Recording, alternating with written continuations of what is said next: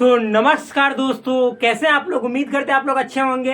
Please आप यदि हमारे चैनल पर नए रूप में आए हैं तो प्लीज़ चैनल को सब्सक्राइब कीजिए, क्योंकि ये वीडियो आपके लिए बहुत होने जा रहा है खास, क्योंकि आ गया आपके नवीन आपके पास। प्लीज़ चैनल को कीजिए सब्सक्राइब और जुड़ जाइए हमारे साथ, क्योंकि हम एक एक समस्याओं का करेंगे आपका हल, क्योंकि हमारे पास अब ऐसा बल। प्लीज़ मेरे दोस्त यहाँ पे हो जाओ तैयार, क्योंकि हम करने जा रहे हैं एक नई टॉपिक का आगाज। प्लीज यहाँ पे आ जाओ मेरे राज। तो यहाँ पे देखो किस नए टॉपिक की होती है शुरुआत। वो बेचारा टॉपिक बेचैन है कल से बेचैन है कि कब मुझे शुरू कीजिएगा, बताइए ना सर। तो मैंने कहा कि यार धीरज रखो, क्योंकि जो रखता है धीरज उसी का होता है क्या, बहुत बड़ा विकास, बहुत बड़ा विश्वास उसी से लोग करते हैं और अपने जीवन में उसके साथ आगे बढ़ते हैं, और एक दिन होता है उसका नाम, खास पहचान। तो चलिए बनाते हैं हम भी उसका नाम, देखते हैं क्या है, कौन सा टॉपिक है। किसको हमने तसल्ली दी थी कि रुको यार सब्र करो, सब्र का फल खट्टा होता है। आप लोग सुधार लीजिएगा, क्योंकि आप लोग बहुत भोले भाले हैं और बहुत तेज हैं, कहने के लिए अंदर से बड़ी तेज है, चतुर चालाक है। आप लोग लोमड़ी से कम नहीं है। तो यहाँ पे हम एक नए टॉपिक की शुरुआत करते हैं। हम अभी पिछले वीडियो में बात किए थे, हमने बात किया था किसके बारे में, यूनिट फ्रैक्शन के बारे में, यानी इकाई भिन्न संख्या के बारे में, जो कि आप सभी जान गए होंगे, मुझे विश्वास है। नहीं जाने तो प्लीज जाइए और उसको पहले देखिए, उस वीडियो को देख लीजिए जो नए हैं। एक एक वीडियो को देखिए यार, बहुत सारी संख्याएं बेसिक मैथमेटिक्स पढ़ी है, आप जाकर देखो तब तो समझ में आएगा कि क्या है बेसिक मैथमेटिक्स में पढ़ना।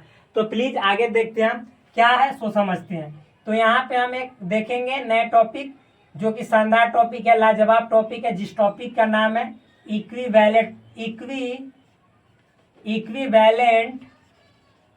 फ्रैक्शन। क्या है इक्विवेलेंट फ्रैक्शन। और यहाँ पे याद रखिएगा बाइलिंगुअल क्लासेस चलती हैं, इंग्लिश हिंदी दोनों। लिखा लेकिन जाता है ज्यादातर हिंदी में, लेकिन हाँ जो मेन टॉपिक होगा उसको इंग्लिश में अवश्य लिखा जाता है। तो इक्विवेलेंट फ्रैक्शन क्या होता है इसको समझते हैं। इसको हिंदी में बोला जाता है समतुल्य, या आप बोल सकते हैं तुल्य भिन्न। क्या होता है समतुल्य या तुल्य भिन्न, चलिए इसको हम जानते हैं और पहचानते हैं। तो शुरू करते हैं मेरे दोस्त, आइए हमारे पास, क्योंकि हम हैं आपके मतलब खास। क्या भाई, आप हमें दोस्त मानिए, भाई मानिए, जो भी मान सकते हैं यार, अच्छा ही मानना, गलत नहीं मानना। तो प्लीज यहाँ पे देखिए, शुरू करते हैं।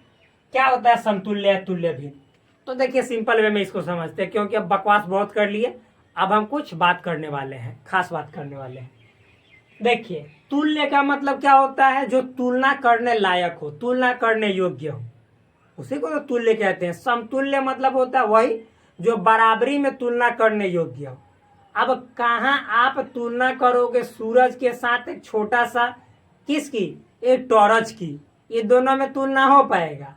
अरे तुलना करना है तो करो सूरज का दूसरे सूरज के साथ, हमारे जो सूर्य महोदय, हमारे मतलब कि सबसे नजदीक के तारा हैं, उनका दूसर भव्य तारा के साथ करो, तब तो मालूम चलेगा। और नहीं तो करना भी तो चंद्रमा के साथ कर दो, प्रकाश तो उसी से प्रकाशित होता है, लेकिन तुलना उनसे करो तब कुछ खास बात बनती है। तो यहाँ पे भी तुलना करने वाली बात है, लेकिन भिन्न है तो भिन्न का भिन्न से ही तुलना करेंगे। कैसे करेंगे सो समझिए। सबसे पहले इसको डिफाइन कर लेते हैं, ठीक। तो लिखेंगे क्या है, समतुल्य भिन्न है तुल्य भिन्न। लिखेंगे वे भिन्न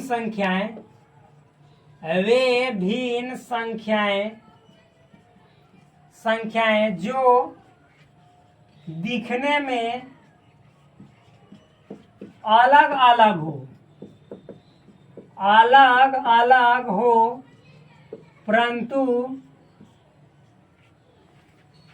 उसका मान बराबर होता है, क्या कहलाती है, समतुल्य भिन्न कहलाती है, समतुल्य भिन्न कहलाती है।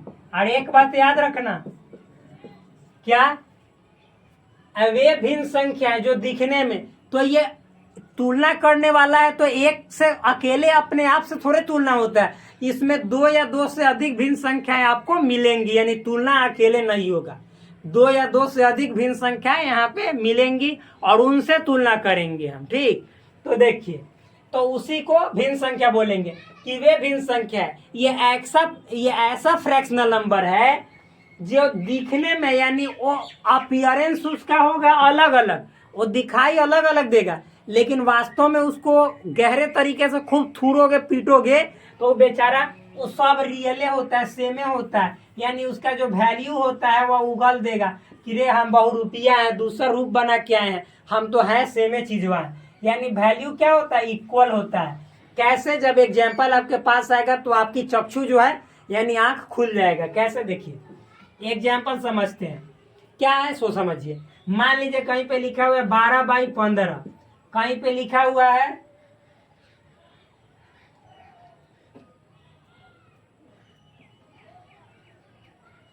क्या, कहीं पे क्या लिखा हुआ है 12/15। ठीक है, हम सपनों में खो गए थे आप लोगों को आगे की सिलेबस बताने के लिए कि इसके बाद कौन सा टॉपिक पढ़ाऊंगा, लेकिन वो हमें यहाँ पे सोचना नहीं चाहिए, क्या कीजिएगा, हो जाता है 12/15। मान लीजिए लिखा हुआ है आपको क्या, यहाँ पे 4/5, यहाँ पे लिखा हुआ है 32/40। आप देखिए, समझते हैं क्या ये सभी जो भिन्न है लिखे हुए, ये आपस में तुल्य भिन्न है, यानी इक्विवेलेंट फ्रैक्शन है। तो देखिए करते हैं क्या होता है, कैसे पहचाना जाता है, प्लीज देखिए। सबसे पहले छोटा देखिए, 4/5, इसको काटिएगा तो और कटेगा 4/5 को। अरे भाई 4/5 को और छोटा कीजिएगा, छोटा होगा, बोलो यार नहीं होगा। कहाँ से होगा, ये खुद स्मॉलेस्ट वैल्यू है। अगला टॉपिक ही होगा मेरा, मालूम है क्या, स्मॉलेस्ट फॉर्म ऑफ फ्रैक्शन, यानी फ्रैक्शन का सबसे छोटा रूप, यानी सरलतम रूप, भिन्न का सरलतम रूप। तो भिन्न का ये सरलतम रूप है, क्या होता है हम फर्दर जो अगला नेक्स्ट वीडियो बनाएंगे उसमें डिस्कस करेंगे, ठीक। तो देखिए यही हम सोच रहे थे और कुछ नहीं, झूठ नहीं बोल रहे हैं कि पहले ये पढ़ाना चाहिए था, लेकिन क्या पढ़ा दिए, तो समझ जाइए। तो ये देखिए एक भिन्न संख्या है और ये सब भिन्न संख्या है। तो क्या ये रूप अलग अलग बनाए हुए, लेकिन इसका रियल वैल्यू सेम ही है। कैसे, सो देखते हैं। मान लीजिए इसको काटेंगे तो 3 चौके 12, 3 चौके 12 और 3 पचे 15, दोनों तो सेम से कटेगा। तो देखो तो अंत में 4/5 आया ना। फिर इसको देखिए, मतलब 8 चौके 32 और 8 पचे 40, तो देखिए तो 4/5, 4/5, 4/5, यानी तीनों भिन्न संख्या का जो एक्चुअल वैल्यू है वह सब बराबर है, सेम है, इक्वल है, बस अर्थ रूप अलग अलग बनाया हुआ है। तो यही क्या है, अरे यार बोलो ना, तुल्य भिन्न, समतुल्य भिन्न, इक्विवेलेंट फ्रैक्शन है। यानी 12/15, 4/5 और 32/40, ये सभी क्या है, तुल्य भिन्न है, यानी इक्विवेलेंट फ्रैक्शन है। तो आप कहोगे कि अच्छा मान लो कि तुल्य भिन्न हमको और बनाना हो तो कैसे बनाएंगे। यार बहुत सिंपल तरीके से बना सकते हो कि कोई भी भिन्न संख्या दिखाई दे रहा है ना, अरे बोलो ना, कोई भी भिन्न संख्या इसमें से दिखाई दे रहा है कि ना दिखाई दे रहा है, दिखाई दे रहा है, अच्छा बात है, दिखाई दे रहा है तो आपकी आंखें सही है। वरना फिर हम कहते हैं कि जाओ पेट में 3/3 का चश्मा लगा दो, आंख पूरा काम करना शुरू हो जाएगा। क्यों, क्योंकि आप जानते हो कि सही जगह अपने रोग का इलाज नहीं करोगे तो वही उसी डॉक्टर की तरह लिखेगा। जब आप आंख का मरीज और जा रहे हो किसके पास, पेट के डॉक्टर के पास, क्या, पेट के डॉक्टर के पास, तो क्या कहेगा, अरे बोलो तो सही कि जाओ लीवर के लिए ये आंख, मतलब कि लीवर का दवा दे देगा आंख को ठीक करने के लिए। आप समझ जाओ, और आपका आंख जो है सो अंधा हो जाइएगा आप। और आपको मतलब कि जाना है आंख दिखाने, पेट दिखाने, और आप चले जाइएगा आंख के डॉक्टर के पास, तो क्या कहेगा, जा पेट में 3/3 का चश्मा लगा लेना, पूरा ठीक हो जाएगा। क्यों, क्योंकि आंख का डॉक्टर है तो आंखें का चश्मा लिखेगा, पेट दिखाने गए हैं। तो देखिए मेरे दोस्त, यहाँ पे ध्यान समझिएगा। तो इसको मतलब कि क्या, मान लीजिए कि और तुल्य भिन्न बनाना होगा तो क्या कीजिएगा, तो सिंपल वे में यहाँ पे क्या करना है, कोई भी भिन्न संख्या ले लो, उठा लो, और उसके मतलब अंश और हर दोनों में, यानी ये ऊपर हुआ अंश और नीचे हुआ हर, सेम संख्या से, और वह संख्या हमने जाकर पीछे वाला वीडियो में देखिएगा, नॉन जीरो होना चाहिए, नॉन जीरो, क्या, नॉन जीरो संख्या होनी चाहिए, नॉन जीरो होनी चाहिए, यानी जीरो से नहीं गुना कर सकते हो आप, समझ में आया ना, नॉन जीरो आप इंटीजर लिख दो, नॉन जीरो इंटीजर। और नॉन जीरो इंटीजर क्या होता है इसका अच्छे तरीके से मैंने पूरा डिटेल में एक्सप्लेनेशन जाकर देखिएगा, पीछे का वीडियो होगा, बेसिक मैथमेटिक्स या बेसिक कॉन्सेप्ट से लिखा हुआ होगा, आप जाइए उसको देखिए और पूरा समझ में आएगा कि नॉन जीरो इंटीजर क्या होता है। तो नॉन जीरो इंटीजर से करना है, यानी जो इंटीजर जीरो नहीं हो। तो देखिए, और साथ ही साथ आप निगेटिव से करोगे भाई तो सेम से करोगे तो कट के फिर पॉजिटिव ही आ जाएगा। आप कहोगे यार यहाँ पे बात सुनो, आप कहोगे कि आपने तो नॉन जीरो बोला, तो हम -4/-4 से करेंगे ना, तो मेरे यार फिर कट जाएगा तो बदला तो सेम ही आ जाएगा। तो आप नॉन जीरो लिखने का मतलब ही है कि कुछ भी से करो ये निकलेगा, तो क्या निकलेगा, तुल्य भी नहीं निकलेगा, बशर्ते अंश और हर यानी न्यूमरेटर और डिनोमिनेटर में सेम संख्या से क्या करना है, गुणा करना है। तो देखो करो, तो यहाँ पे आप गुना करोगे तो इसमें हो जाएगा 4 दूनी 8, 4 3 12 128, 4 चौका 16 160। बस ये क्या प्राप्त हुआ आपका, ये तुल्य भिन्न प्राप्त हुआ, यानी इक्विवेलेंट फ्रैक्शन प्राप्त हुआ। आप इसमें मान लीजिए कि 8 से गुना करते हो तो नीचे भी 8 से करना पड़ेगा, तो ये हो जाएगा 8 चौका 32, 8 5 40, जो कि यही वाला आ गया। आप इसमें मान लीजिए 10 से कर रहे हो तो इसमें भी 10 से करना पड़ेगा, तो 4 × 40, 5 × 50, यानी ये भी क्या हो जाएगा, तो ये भी आपका तुल्य भिन्न हो जाएगा, क्योंकि इसका देखने में अलग है लेकिन काटिएगा छाटिएगा तो 4/5 ही आएगा। तो इतना समझ में आ गया होगा, मुझे पूर्ण विश्वास है। अब देखिए, आप साथ ही साथ आप भाग भी दे सकते हो सेम संख्या से।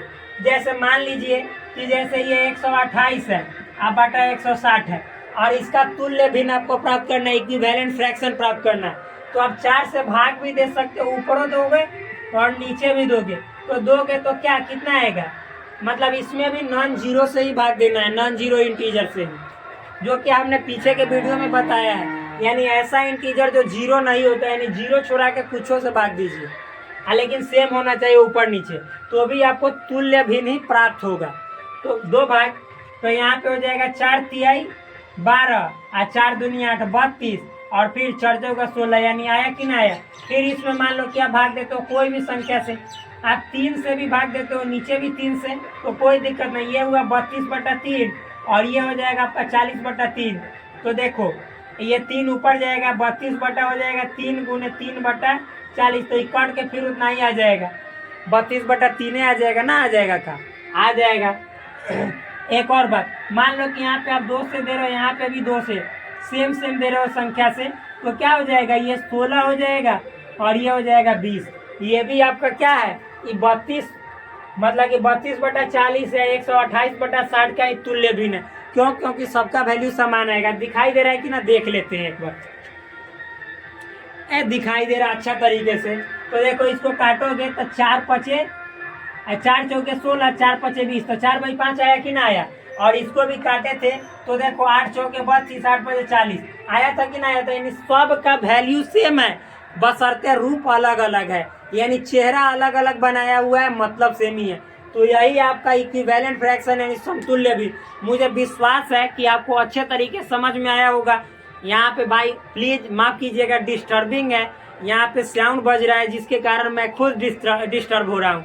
तो प्लीज एक नए टॉपिक के साथ आपसे मिलेंगे अगले वीडियो में, जो कि बहुत ही हम कामना करेंगे कि वो शानदार वीडियो। क्योंकि इस तरह का आवाज़ जब आता है तो थोड़ा सा दिक्कत होता है, ज़्यादा एनर्जी के साथ बोलना पड़ता है। तो प्लीज़ आप अपने भाई को यदि सपोर्ट करना चाहते हो, इस मेहनत को दाद देना चाहते हो, तो प्लीज़ सब्सक्राइब करो चैनल को और वीडियो को लाइक करो। जय हिंद।